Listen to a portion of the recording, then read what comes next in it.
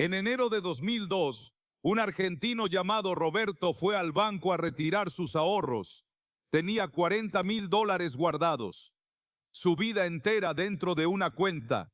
Cuando llegó a la ventanilla, el cajero le dijo algo que no olvidaría jamás. Lo siento, señor, hoy no puede retirar su dinero. No porque Roberto hubiera hecho algo malo, no porque el banco quebró ese día, sino porque el gobierno había cambiado las reglas del juego sin avisarle a Roberto. Eso se llamó el corralito y destruyó la clase media argentina en 72 horas. Ahora bien, tú no eres Roberto, tú compraste Bitcoin.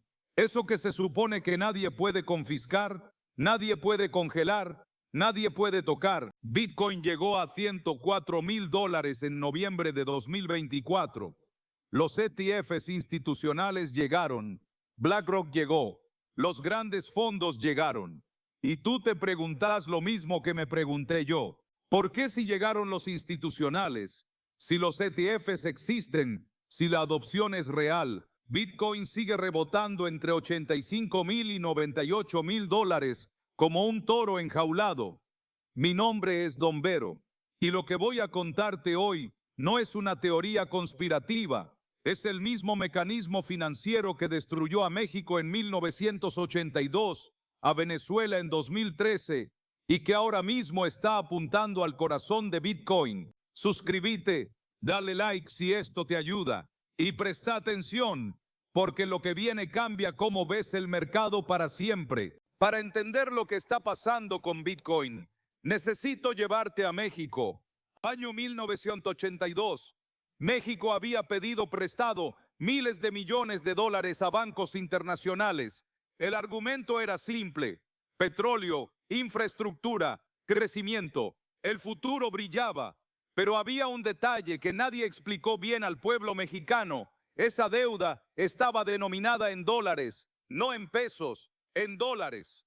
¿Y cuál es el problema con deber en una moneda que no controlas? Que cuando la Reserva Federal de Estados Unidos subió las tasas de interés para combatir la inflación, el dólar se fortaleció, el peso se desplomó y México de repente debía el doble de lo que pensaba que debía, 80,000 millones de dólares, sin manera de pagarlos. ¿Qué hizo el FMI? Llegó con un paquete de rescate. Suena bien, ¿no? Pero las condiciones eran las siguientes: privatizar empresas del Estado, recortar el gasto social, abrir los mercados a inversores extranjeros. En otras palabras, vender pedazos del país para pagarle a los bancos. ¿Qué hizo el FMI?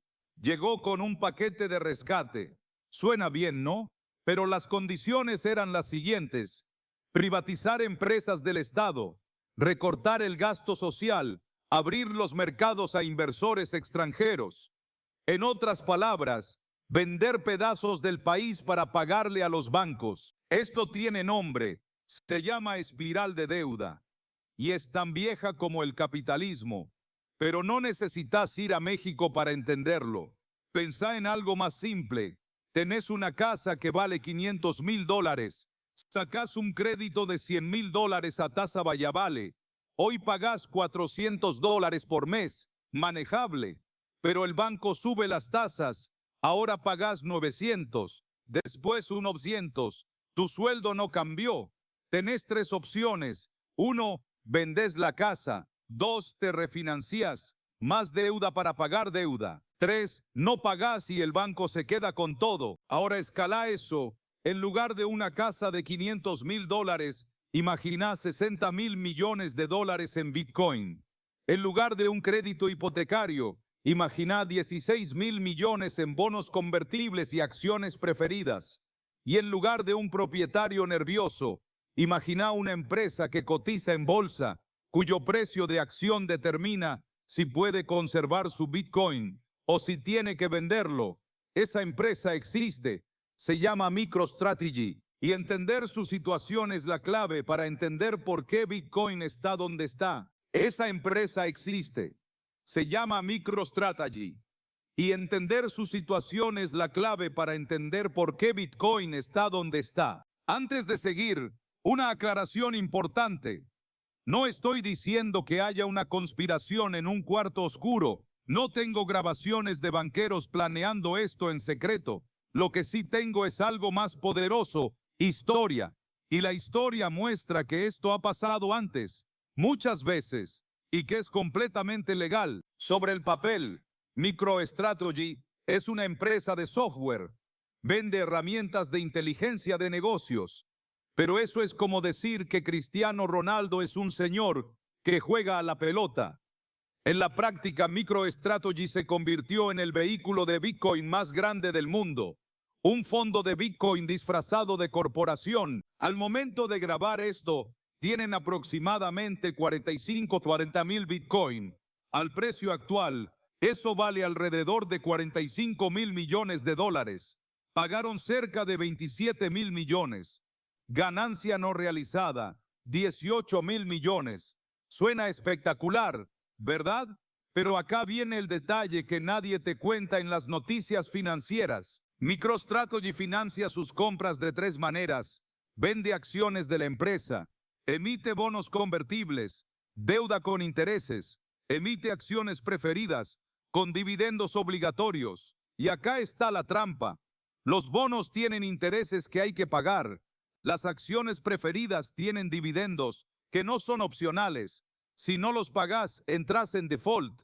¿Cuánto tiene que pagar MicroStrategy cada año solo para mantenerse viva?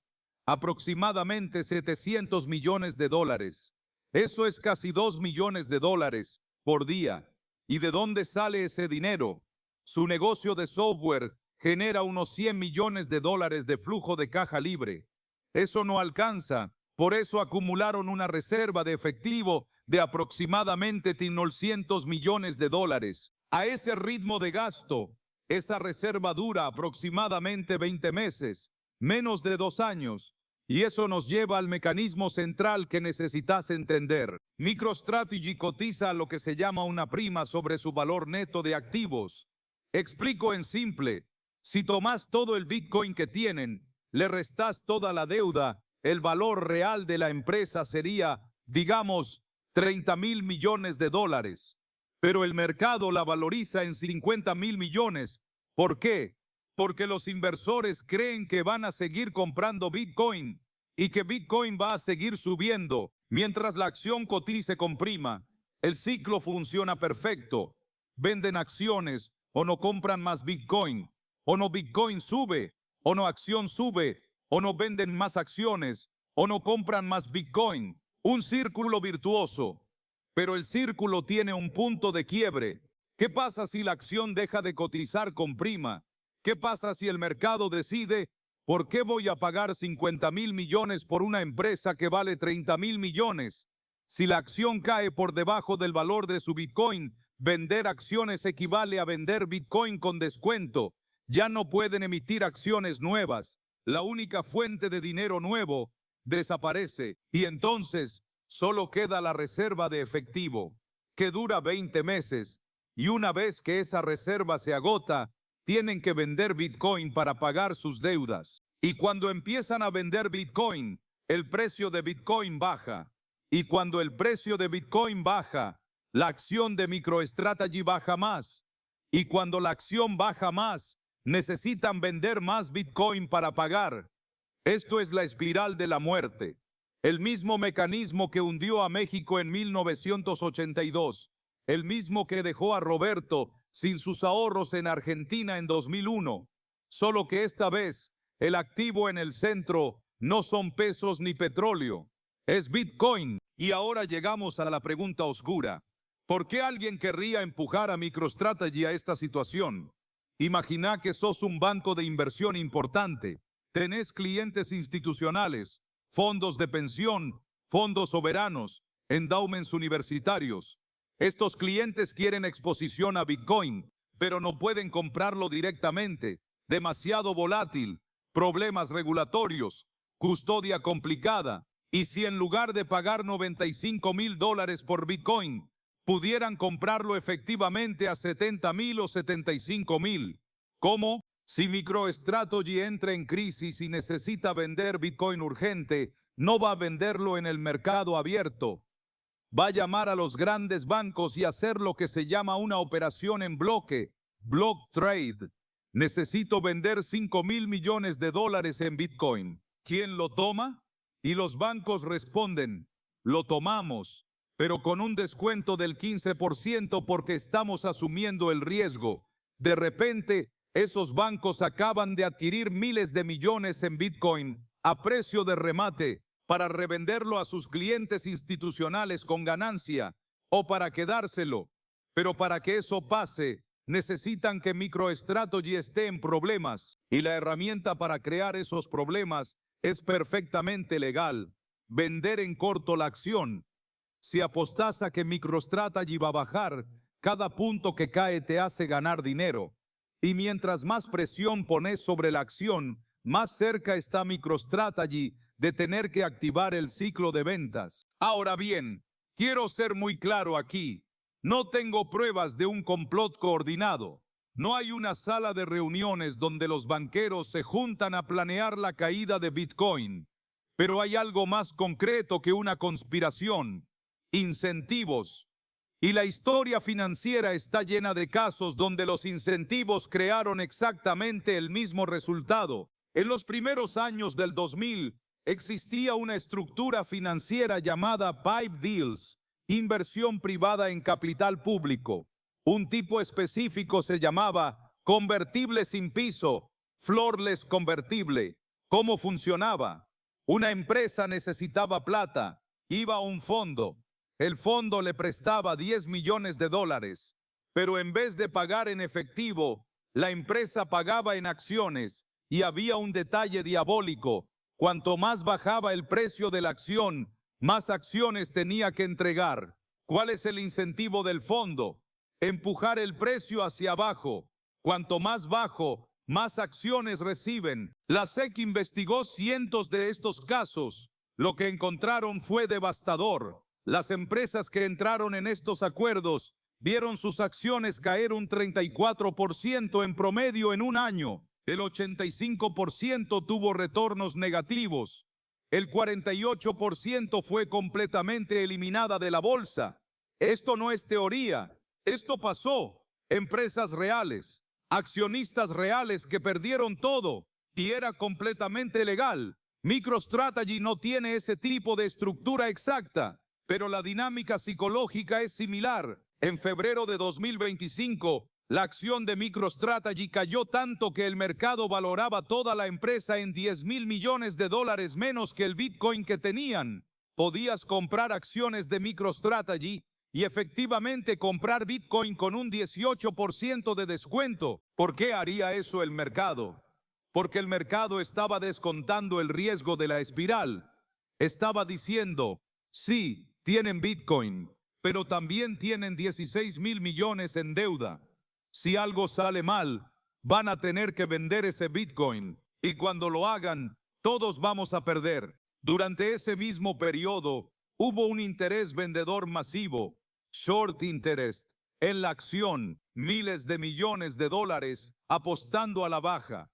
Jim Chanos, el short seller más famoso de Wall Street, anunció públicamente su posición corta. JP Morgan publicó múltiples informes diciendo que MicroStrategy estaba sobrevaluada, que la estructura era riesgosa, que si la acción caía lo suficiente podría salir de los índices principales, lo que forzaría a los fondos indexados a vender, lo que bajaría el precio más todavía. ¿Es eso manipulación de mercado? Legalmente no. Publicar un análisis está protegido. Vender en corto es una herramienta normal del mercado, pero el efecto neto es el mismo. Presión sobre una empresa que es estructuralmente vulnerable a la presión. Y si sos Michael Saylor, el CEO, ¿qué opciones tenés? ¿Comprás más Bitcoin y esperás que el precio suba? ¿Intentás emitir más acciones, pero si cotizan con descuento, eso es destruir valor? ¿Intentás pagar deuda, pero para eso necesitas vender Bitcoin? Estás atrapado y la gente que apostó en tu contra lo sabe. No esperan que falles, están apostando a un resultado específico, que la presión se vuelva insostenible, que vendas Bitcoin en el peor momento posible y que ese momento les genere una ganancia enorme. ¿Querés un ejemplo histórico de esto mismo? En los años 90, los bancos centrales del mundo empezaron a vender sus reservas de oro. El Banco de Inglaterra vendió la mitad de las reservas de oro de Gran Bretaña a un precio promedio de $275 la onza. El mercado lo llamó el suelo de Brown, por Gordon Brown, el ministro que lo autorizó. ¿Qué pasó después? En los siguientes 20 años, el oro fue de $275 a más de 2,000. El Banco de Inglaterra perdió miles de millones en ganancias potenciales. La versión oficial: el oro era un activo obsoleto sin rendimiento. La versión alternativa, que no podemos probar pero el patrón sugiere: los bancos centrales vendieron, o el precio cayó, o los privados acumularon, o el precio subió. ¿Podemos probar eso? No, pero los incentivos estaban ahí y el patrón se repitió. ¿Está pasando lo mismo con Bitcoin ahora mismo? No lo sé con certeza, pero los incentivos están ahí, el mecanismo está ahí, el precedente histórico está ahí, y hay algo más que está ahí también: el hecho de que instituciones enormes estén ejecutando movimientos financieros muy complejos sobre un activo que técnicamente podrían ignorar. No atacás con estrategias sofisticadas a algo que crees que no vale nada. Atacás a algo que querés adquirir barato. Y ahora llegamos a la parte que realmente importa. ¿Qué haces con esto? Porque sé que algunos están pensando: Don Vero, ahora tengo más miedo que antes. ¿Debería vender? No. Y te voy a explicar por qué con matemática, no con fe. Supongamos que compraste Bitcoin a $100,000. Pusiste $10,000. Tenés 0.1 Bitcoin. Hoy cotiza a 92,000. Perdiste $800 en papel. Escenario 1. Vendés ahora por miedo. Pérdida realizada: $800. Fin de la historia. Escenario 2. La teoría que te expliqué es correcta. Los bancos aumentan la presión. El precio cae a 78,000. Vos entrás en pánico. Vendés. Pérdida: $2,000. Pero ahí, justo cuando todos venden, compras más. Pones otros $7,800. Ahora tenés 0 puntos Bitcoin total. 6 meses después la presión se resuelve. MicroStrategy refinancia. Los short sellers cierran posiciones. Bitcoin va a 40,000. Tus 0 puntos Bitcoin valen $28,000. Pusiste 17,800 en total. Ganaste 10 dios. La diferencia entre perder 2 mintos y ganar 10 mintos no es quien tenía mejor información. Es quien pudo controlar sus emociones cuando todos los demás estaban en pánico. Esto es cómo funciona la transferencia de riqueza en los mercados. No a través de estafas, no a través de fraude, a través de presión psicológica aplicada a escala. El inversor institucional no reacciona al precio. Pregunta: ¿por qué está pasando esto? ¿Cambió la tesis fundamental? Y si la respuesta es no, compra más. Eso es exactamente lo que no querés hacer vos: vender tu Bitcoin a 85,000 para que ellos lo tengan a 150,000 en 2 años. Entonces, 3 cosas concretas. Primero, diferencia MicroStrategy de Bitcoin. MicroStrategy es una empresa con una estructura financiera compleja. Bitcoin es un activo descentralizado. Si MicroStrategy tiene problemas, eso no significa que Bitcoin falló. Significa que una empresa tomó decisiones de capital que crearon riesgos específicos. Segundo, seguí los reportes trimestrales de MicroStrategy. Tienen que publicar información sobre sus reservas de efectivo, sus obligaciones, sus tenencias. Si ves que la reserva de efectivo baja peligrosamente, si ves que realmente empiezan a vender Bitcoin para pagar deuda, eso es una señal real. Hasta entonces, es especulación. Tercero, presta atención a los plazos. MicroStrategy tiene aproximadamente 20 meses de reserva. Los mercados odian los relojes de cuenta regresiva. Mientras ese plazo se acerca, la volatilidad va a aumentar. Pero si Bitcoin recupera precio antes de ese límite, si MicroStrategy puede refinanciar o emitir más capital, toda la tesis de la espiral colapsa. Y los que apostaron en contra van a tener que cerrar sus posiciones, lo que genera presión compradora. El punto más importante de todo esto es este: no atacás con estrategias financieras complejas a algo que crees que no vale nada. Atacás a algo que querés adquirir barato. El hecho de que todo este drama esté ocurriendo en realidad me hace más confiado en Bitcoin, no menos. Miren, yo no les prometí que Bitcoin va a 500,000 el año que viene. No estoy vendiendo ningún curso de cómo sobrevivir al colapso.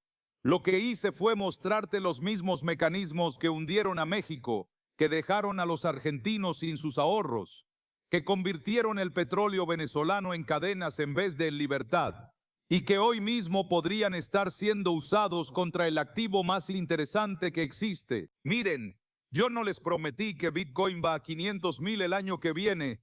No estoy vendiendo ningún curso de cómo sobrevivir al colapso. Lo que hice fue mostrarte los mismos mecanismos que hundieron a México, que dejaron a los argentinos sin sus ahorros, que convirtieron el petróleo venezolano en cadenas en vez de en libertad, y que hoy mismo podrían estar siendo usados contra el activo más interesante que existe. Suscríbete al canal si este video te abrió los ojos. Deja un comentario. ¿Crees que esto es real o estoy conectando puntos que no existen? Y la semana que viene vamos a hablar de algo que te va a incomodar más todavía: los 3 niveles de patrimonio, donde los bancos empiezan a tratarte diferente. Yo soy Don Vero, y acá, en el Matador del Capital, no domamos el mercado, lo entendemos.